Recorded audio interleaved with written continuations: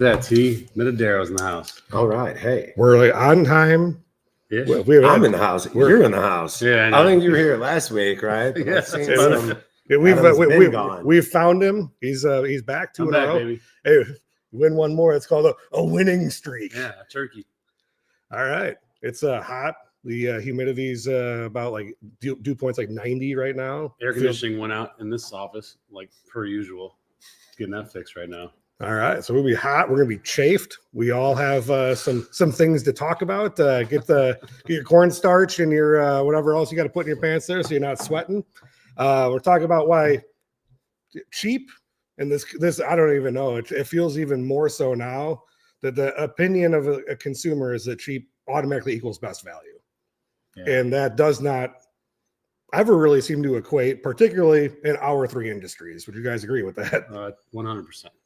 Yeah, I think for a large majority of the consumer population, value is not considered. Cost is, right? And I learned about it a long time ago. You know, my dad had a saying like, you know, you're stepping over 20s to pick up 5s. Yeah, is a common consumer mentality. So, you know, for me, it really goes into some like teaching financial responsibility at a young age and getting people to think in terms of financially responsible ways. Yeah. But yeah, so, and I don't even know, right? Like I understand, I don't even know where you were going to go with this, but yeah, cost is what people consider and not value. Well, I think we could and we'll go through the real estate world first on, and there's two ways to think of, well, I mean, there's two distinct parts to think about, right? Everyone loves the idea of the lowest price house, right? It's going to have the lowest payment. It's going to have this, it's going to have that, but it's also the lowest priced home. For a reason. Yeah, absolutely. Lowest price home. We just had it, and I know he wouldn't mind me discussing it with their client that just came together on a deal today. Yesterday or this morning. One of the things that we had to that I really had to play out with him, and I hate to like make it look like I'm selling a house on somebody. I really try not to. However, if we've seen numerous properties and they don't work, and you're picking them, and this doesn't work, this doesn't work, this doesn't work, eventually we have to say like, look, you cannot, with your budget, you can't accomplish that. All right. We were looking at ranches, right? And he wanted to keep his budget 500 grand or less, right? Yep. So I ended up I pulled all of the Chicago Metro. Actually, you should see the email that I sent him. And I even showed him, I screenshotted it. I'm like, here's everything that's available with what you want. And I'm like, here's what's closed in your price range. And it was all crap. And I'm like, and let me show you the difference. I increased the price by $100,000. I'm like, now you're seeing things, right? I'm like, so we know that we can't do that, but here is this middle ground, all right? And it's a good value, right? It gets him what he wants. It gets into the right neighborhood. It's not the junkiest house in the neighborhood. Right. And it's got some great features, awesome windows, new roof, this, that, or the next. So really brick on the main level. Really valuable stuff that there was no way that he was going to achieve in the type of house that he wanted. Yeah. So how would you even like, so people that are fixed on that, it's like almost like you got to take what you think they might already know. Like you're assuming some things, but like you go with a house that doesn't have Pella windows. It has like bottom grade, whatever that would be, below Anderson, you know? Yeah. Like what does that cost you? Like what would that cost you? If I got a house that's got brand new top of the line Pellas, or I've got a house that's got 50-year-old like one pane. So let's say like a mid-grade house, because like a house like your house, it'd probably be like a $35,000-$40,000 difference in the bill. So a regular house is probably going to be $20,000-$25,000 difference. But right? I'm and talking this is about not a carrying small house. costs, right? Like is what I'm trying to get at. So you're looking at bottom lines that are here's the purchase price, but like what do you get for that? You're getting value on some level that's monetary, right? Exactly. And that's what we try. That's what I try to extrapolate out for these people is be like, okay, the houses that we've been looking at, because you've been trying to achieve a ranch with a finished basement, with a 3-car garage. And they've all, the ones that we've looked at in this price range have all had inferior windows. They've all had a roof that probably needs to be done. Furnace that's about done. Right. Some of them have had radiant heat. Yeah. All right. let's quantify these things into what it would cost to put it to where you want it. And voila, it automatically starts to end up around that $100,000 more range. All right? So now if we look at the ones that have all that stuff, they're $100,000 more. So this tells me and should tell us this may be something that you want, but like I want a Ferrari, but I don't drive one. Right. All right. So let's get realistic about it and let's give you something that's a wise financial move. Nice. You know, most people, when they're trying to go for, you know, I always say like we've got, you know, people have Escalade taste, but living in a 700 square foot house, right? It's poor financial moves. Let's get you something that's going to put you on the next step to financial freedom, which is something that's a smart buy. Make a few take a few things off your list of things that you think you need, make a few compromises, and let's get you something that's going to be a real value. Yep, totally. Yeah, you look at what he got. You get, so I think it's real big yard, brick on the main level, super clean, doesn't really need up. I mean, I guess maybe you could do some cosmetic upgrades, but it looked like the house was well maintained. We always talk about, does the house have good bones? You can't make a house have good bones. Correct. It was either well cared for the 25 or 30 or 40 years it's been built, or it wasn't. And a lot of that, I think what we're seeing right now is a lot of people that didn't maintain those homes for 30 to 40 years now trying to just extract as much cash as possible out of it because they ran into a situation with limited supply. So the other thing that actually did this is if we'd have settled for a house that was in a state of disrepair, generally you don't find houses that are in states of disrepair in really nice neighborhoods. We actually got him into I was actually surprised to see a house that we could find in this neighborhood. It's a really nice neighborhood in New Lenox that's considered like kind of higher end.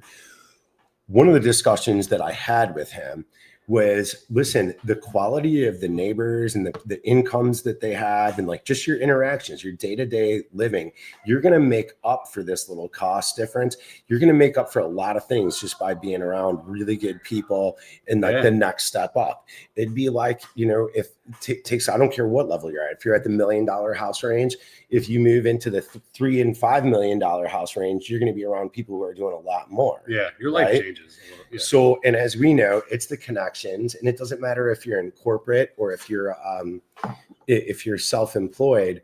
Having those connections are going to really improve your life. Correct.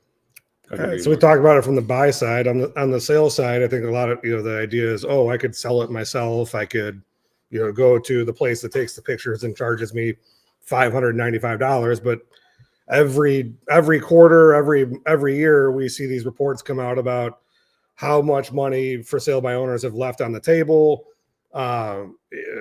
improper marketing, all of that stuff too. So I think on the flip side of it, cheap can also cost you some ROI too when it comes to selling a property. You know, absolutely. And we look at it. So for me, a lot of times it comes down, it's the commission thing, right? And sometimes we'll be a half or even a full point greater than the next guy. And what I find that's crazy, and this happens often, I have, as you know, I have a really good list price to sales price ratio over the course of my career. We've actually never found anybody that has a better one. Okay. He's like the Babe Ruth. So I know where it's going to go. And it's right here. And yeah. And so we have data on that we can show people. It's like, look, okay, your house is $500,000. 1 point difference is $5,000. Okay. Let's take a look at this data. Do you not think that I can outperform this agent by more than $5,000? Well, yeah, but they're only charging such and such. It's hard for them to make that connection. The exact statement about your dad stepping over 20s to pick up 5s. Right. Yeah. Yeah. And then there's those who are like, oh yeah, and whatever. And those are usually the people that are on the track to financial freedom, wealth building, and things of that nature. But people don't think about it. You know, in insurance, actually, you know, I switched from, I had like an online thing, and they were actually pretty good in that you could get like a licensed agent on the phone, but they didn't know who the hell I was, what I had going on with my life or anything like that. Yeah. And right now I have a State Farm agent that I knew before you, and guy happens to be my next door neighbor. But the value is, and I'm actually lesser, but I'd pay more. He knows what's going on in my life. Like I had an issue and had to make a claim. Like he knew how that fit into my life. Right. And how much time you might have saved from like waiting on hold, talking to somebody who doesn't know. This guy probably had a connection with whoever could fix whatever the issue was. It's just like, so that one is huge. All right. Like, I don't think in terms of insurance agents and insurance costs going up and you looking for some solutions, you may be able to save a couple $100, but man, if you've tried to hire anybody to get anything done, insurance agents, so you guys and like Del Mar, my insurance agents and these guys, they're like my Rolodex of dudes. Like I need a guy who does this, and they know, because they're not going to keep getting the referrals from you unless they perform, because it puts your name on the line. And if something goes wrong, which by the way, it does, like when you're fixing a pool pump or your bumper falls off, like people are gonna make mistakes. Well, if you're with online people and someone makes a mistake, like they don't care. Like they're not hurting a relationship. I would actually argue, like I felt like they cared. They were just helpless. They're in some phone bank in Virginia, and they sounded like they legitimately cared. They just had no connections. Well, so didn't know the body shop does something wrong, right? It's if I call that person and I'm like, yo, Phil, like, what's up with Tony's car? He needs it back. He's like, all right, I'm on it. It goes right to the top of the list. Right. Is that person in a call center in Maryland? Like they have no weight. They can't do anything. Like, so to your point, it's like, yo, will you pay a little more? Maybe, probably not actually. And you get that full service, but no one thinks about that. Why? Because things don't go wrong. Things don't go wrong. That's hoping that nothing's going to go wrong is the opposite of financial freedom. It's going to lead to financial ruin at some point. Yeah. So we kind of talk about the real estate side of thing, and great segue into the insurance side of it. As Tony indicated, like an agent that kind of knows what's going on with your life, has all of the products that you could need, and then has connections, the Rolodex. What else are we missing in that? I mean, besides the not checking, a box or two on coverage and skimping on coverage that you don't know because it doesn't happen except for 1 in 150,000 chances, right? Yeah, and it's just the personal touch. Like I have accountability, ultimate accountability, because I'm in my community. I cannot give bad advice. If I give bad advice, that's not good for daddy. Yeah. And then that person talks to a neighbor. It's like there is some accountability there that being local has, like, bar none. And the local agents have an ecosystem of their insureds. Yes. Right. They're running into each other on the street, like the big names in the business.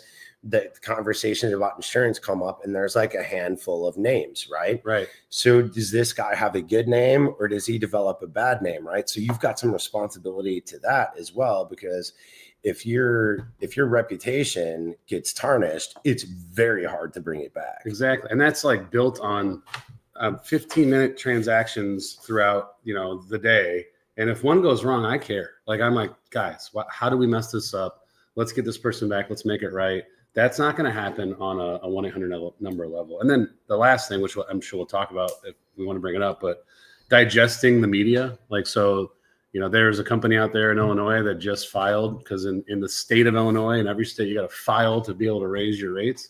Yes, this company did raise their rates by almost 30%.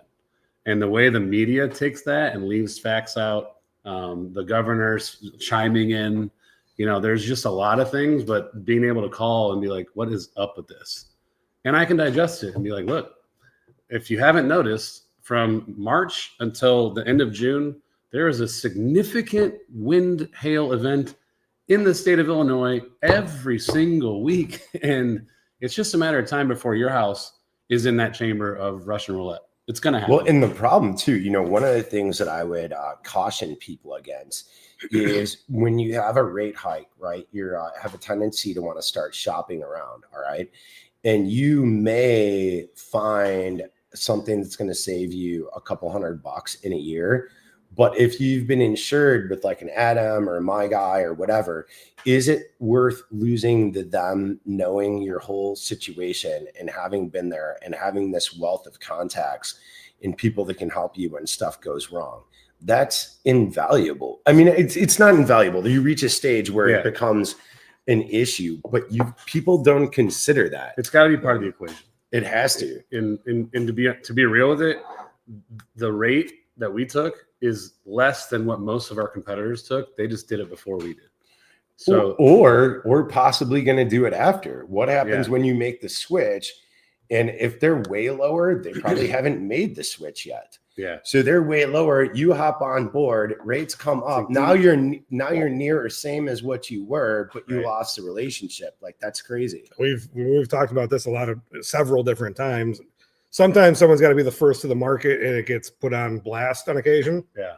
But it's going on everywhere else. I see, I don't know, anywhere between 100 and 200 homeowners insurance policies a month come across my group's desk, and it's all pretty consolidated. And you can tell when someone's trying to go cheap.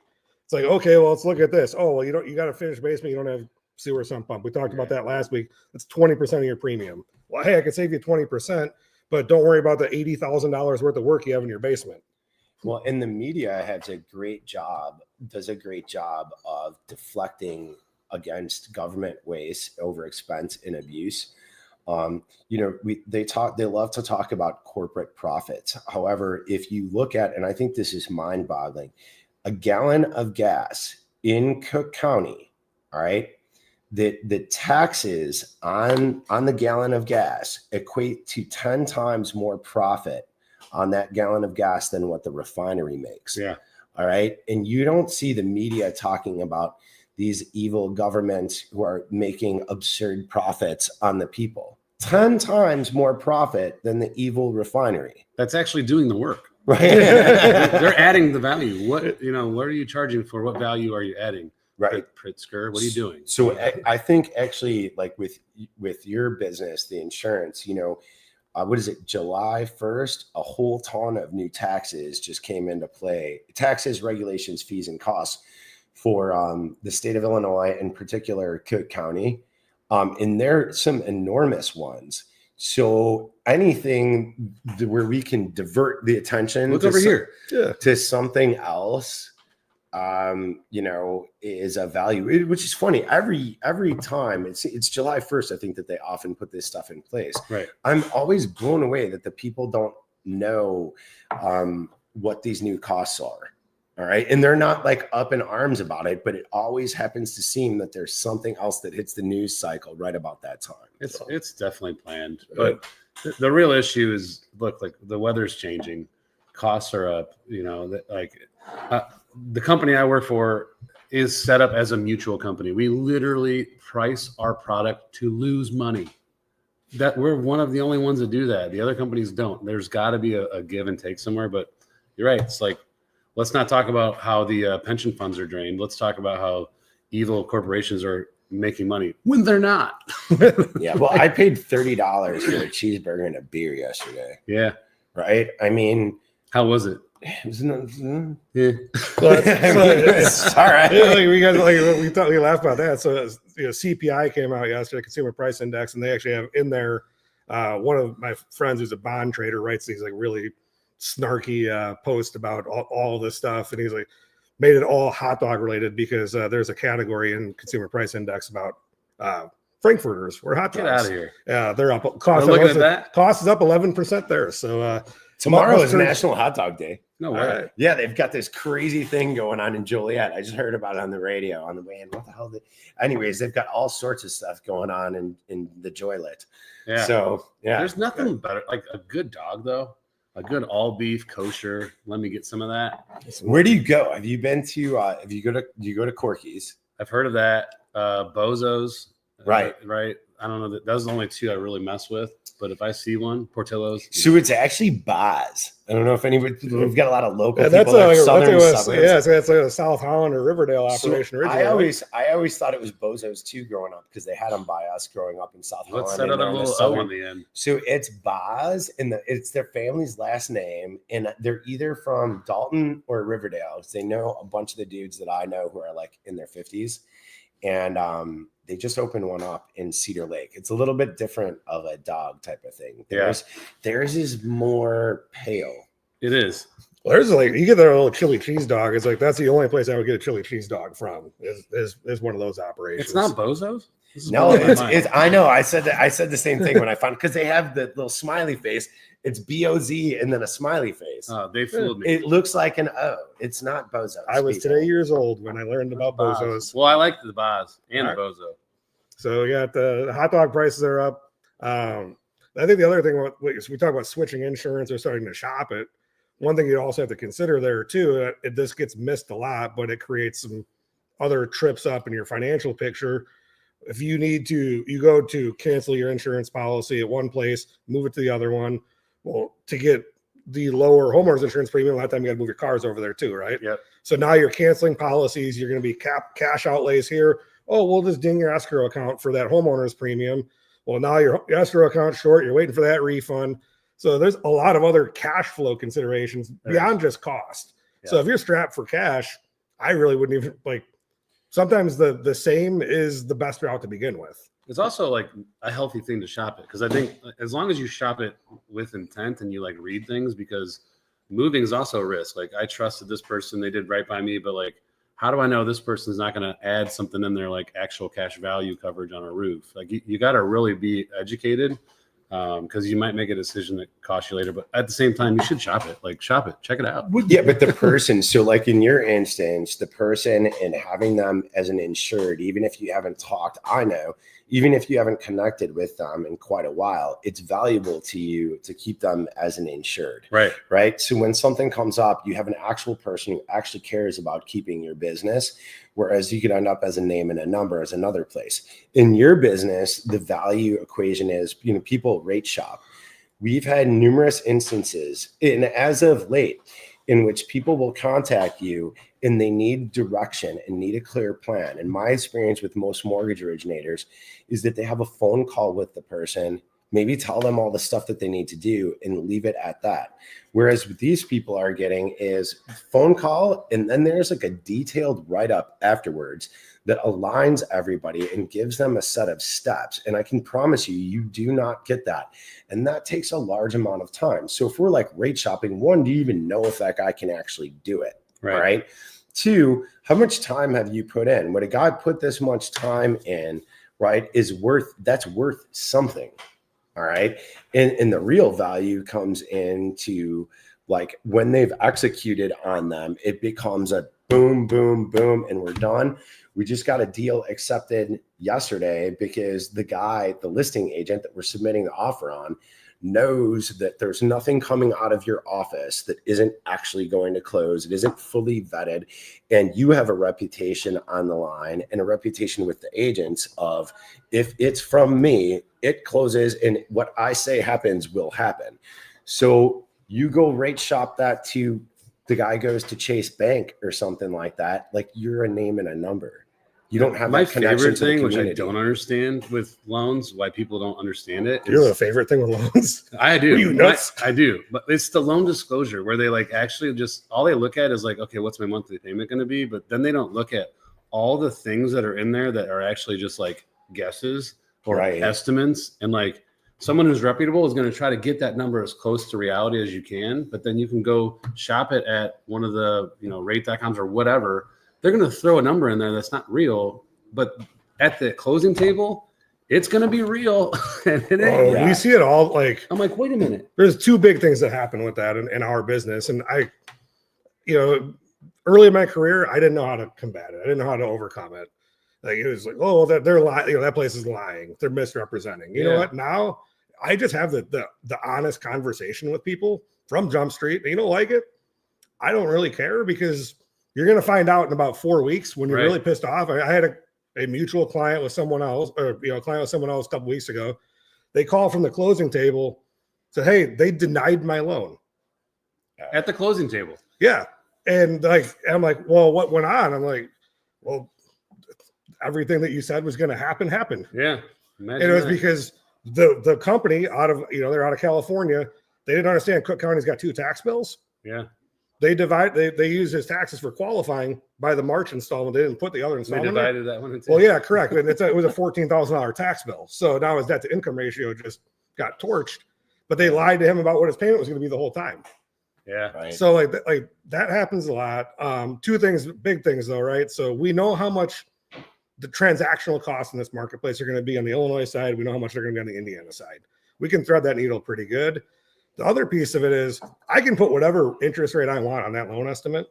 And if it's not locked, when you tell me you want to lock it, I can say that's a valid change of circumstance. I can change my fees. Yeah. I can increase them.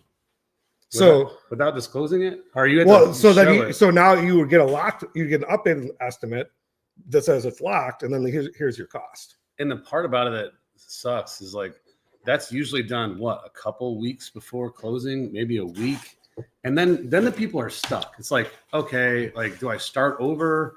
I only have a week to get this thing through underwriting. Right. It's just like really a lot of things in a real estate transaction. And this is where an experienced agent will really provide value is understanding that timeline can be used to create pressure. All right. From both sides and it's in a weapon, both, man. And in both whether you're representing the buyer or the seller. And a lot of things can happen because things are pushed to the last minute. All right. And an agent who maybe doesn't have that much experience won't see that coming. And you can really squeeze some people. I mean, I do it to other agents all the time. Yeah. I mean, you force people's hand is like, what's their option? I can't start over. Yeah. And it's, again, all you had to do is have the tough conversation from Jump Street. I talked to a guy last night for about 45 minutes who was at a different lender, came over to me, and he's like, well, I didn't know that. Like, they didn't explain it. He's like, well, what's your rate? We talked about rate. And I was like, but you just told me that you need cash in your hand, or, you need to keep cash so that you can do some renovations on this house. Like, why would we buy down your interest? Like, why are you worried about your interest rate when you're worried about your cash? You can't worry about both. Let's do this. He's like, because they want to sit at the bar and tell the guy they're sitting next to them that they got a better rate than them, I mean, regardless of what it did to their overall financial situation. I've been to your guys' homes. You guys have been to my house. Like, I don't think any of us have our mortgage notes on our refrigerator like it's a report card. Mine's pretty good though. I like mine. Mine's solid. You guys want to talk about this stuff? But it's there's other ways, and like that's where the value comes in. Is there's ways that we can craft things, or we can have that conversation with you, because I've done I've bought and sold plenty of houses, but if you just tell me what you're trying to do, I'm really good at working the numbers backwards. Is Jerome Powell going to do anything? Who? Man, they're putting a lot of pressure on this guy. Pulte's going hard up. Well, we can talk about that real quick. About one of the things we need to watch too about the media and what they're presenting. Policy does not get released via Twitter. So Pulte and this whole Vantage score and like all of this stuff, that's still going to be 4 or 5 months away. Yeah, I don't trust that. Powell, he doesn't have to do anything. CPI came out within 0.1% of where it was supposed to be yesterday. All of the underlying tones were that inflation is creeping up a little bit due to tariff stuff. So he's like, oh, let's get to sit here and do nothing and be cool and be rich and spend $2.5 billion on granite curbs and rooftop gardens or something. There you go. I saw a thing with Barry Habib the other day. Barry? He's just sick. Is he related to Barry Manilow? Or yeah.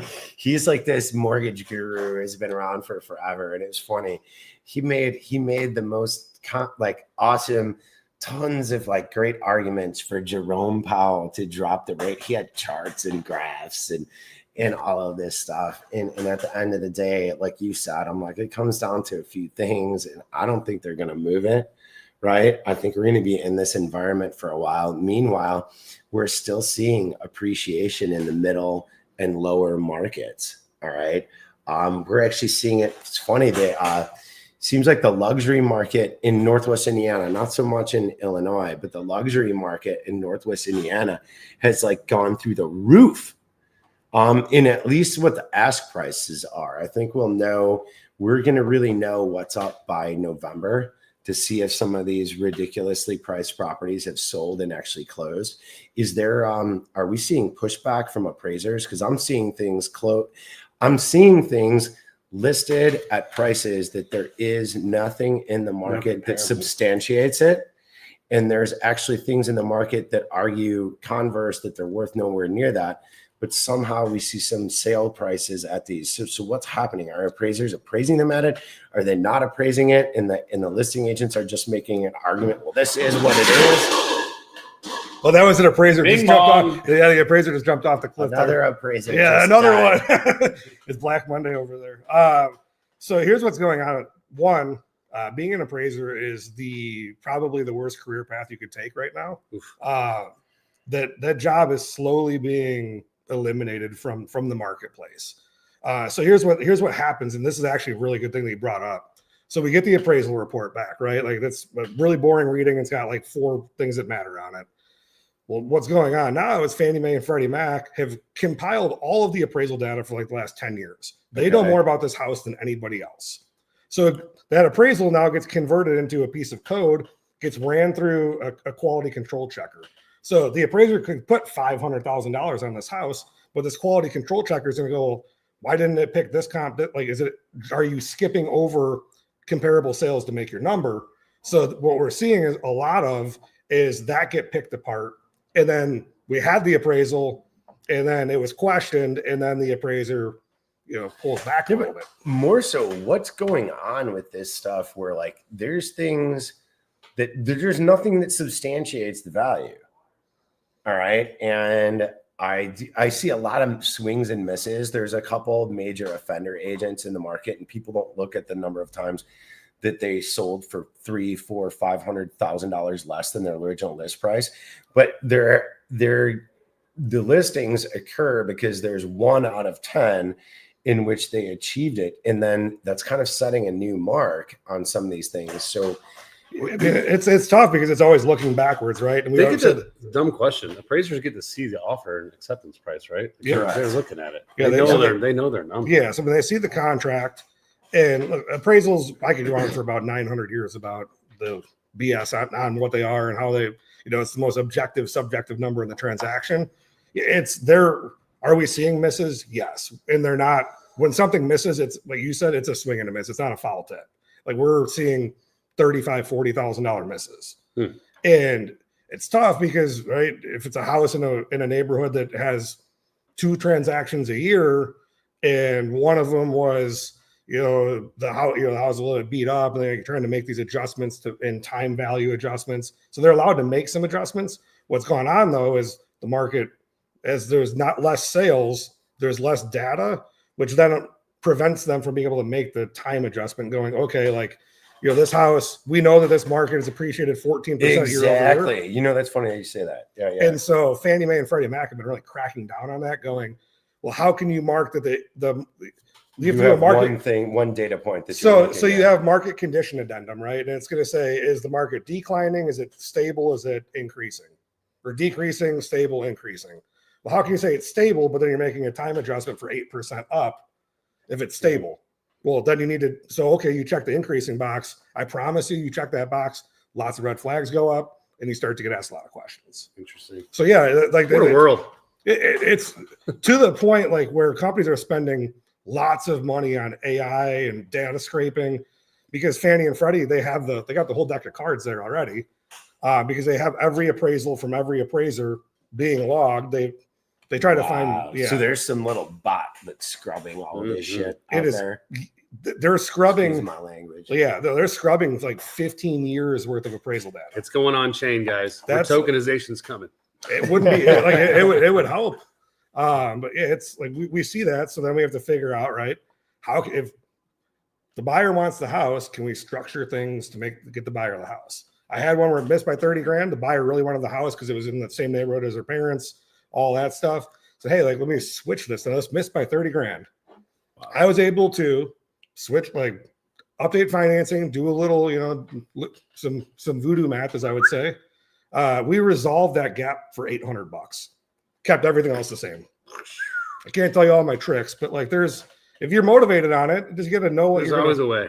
Yeah. And like other things that happen, right? So if you're a seller, okay, well, is the buyer right that they are going to cover any appraisal gap, right? Or are they going to try to skate out on a financing, whatever you want to call it, a financing contingency? There's little things and I don't know, weird stuff that happens. Love it.